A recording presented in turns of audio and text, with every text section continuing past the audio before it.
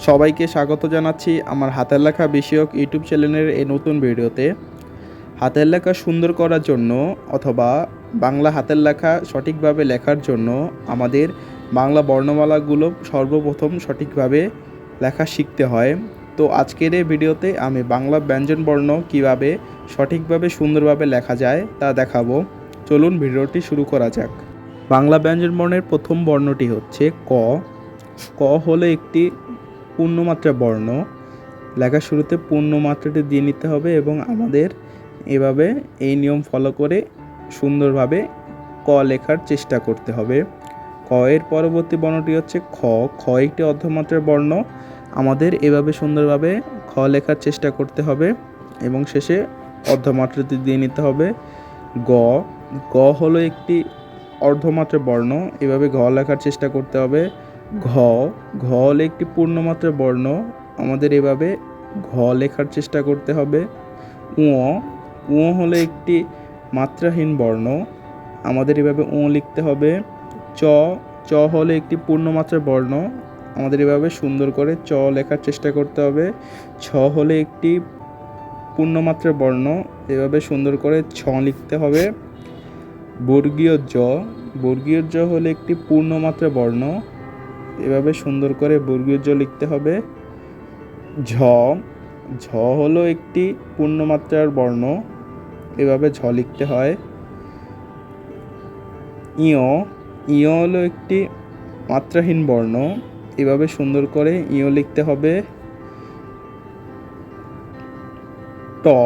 ট হলো একটি পূর্ণমাত্রার বর্ণ। এভাবে ট লিখতে হবে এবং উপরের টানটা আমাদের এই কোণা থেকে দিতে হবে, এই বিষয়ে খেয়াল রাখতে হবে। ঠ। ঠ হলো একটি পূর্ণমাত্রার বর্ণ। আমাদের এভাবে সুন্দর করে ঠ লিখতে হবে। ড।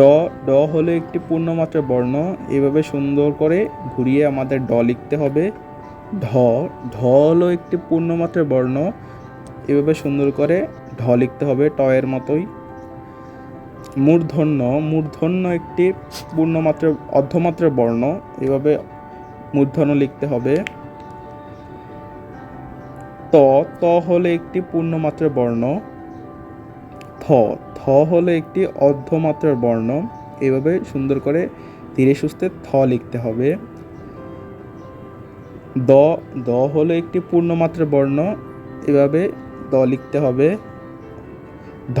ধ হলো একটি অর্ধমাত্রার বর্ণ। এভাবে বর মতো করে সুন্দরভাবে ধ লিখতে হবে।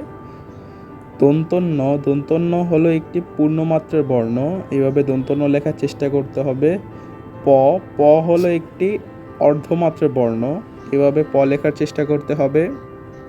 ফ। ফ হলো একটি পূর্ণমাত্রার বর্ণ। এভাবে ফ লিখতে হবে। ব। ব হলো একটি পূর্ণমাত্রার বর্ণ। এভাবে সুন্দর করে ব লিখতে হবে। ভ। ভ হলো একটি পূর্ণমাত্রার বর্ণ। আমাদেরকে এভাবে ভ লেখার চেষ্টা করতে হবে। ম। ম হলো একটি পূর্ণমাত্রার বর্ণ। এভাবে ম লিখতে হবে।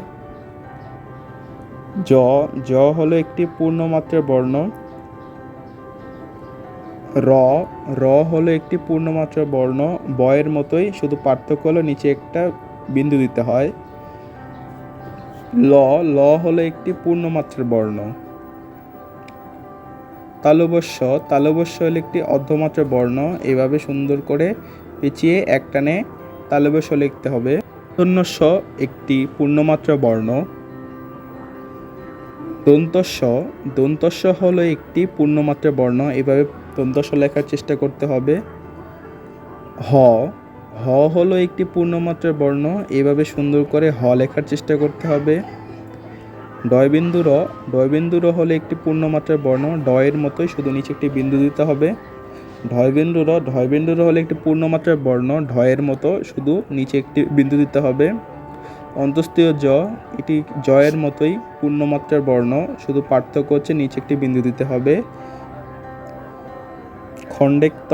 এভাবে পেঁচিয়ে একটানে লিখতে হবে। অনুস্বর, বিসর্গ, এগুলো সবই মাত্রাহীন বর্ণ। চন্দ্রবিন্দু। তো এই হলো বাংলা বর্ণমালার ব্যঞ্জন বর্ণের মোট 39টি বর্ণ। আশা করি সবাই এভাবে সুন্দরভাবে ব্যঞ্জন বর্ণ লেখা শিখবেন। তো আমার ভিডিওটি পছন্দ হলে অবশ্যই লাইক করবেন এবং সাবস্ক্রাইব করতে পারেন। সবাইকে ধন্যবাদ।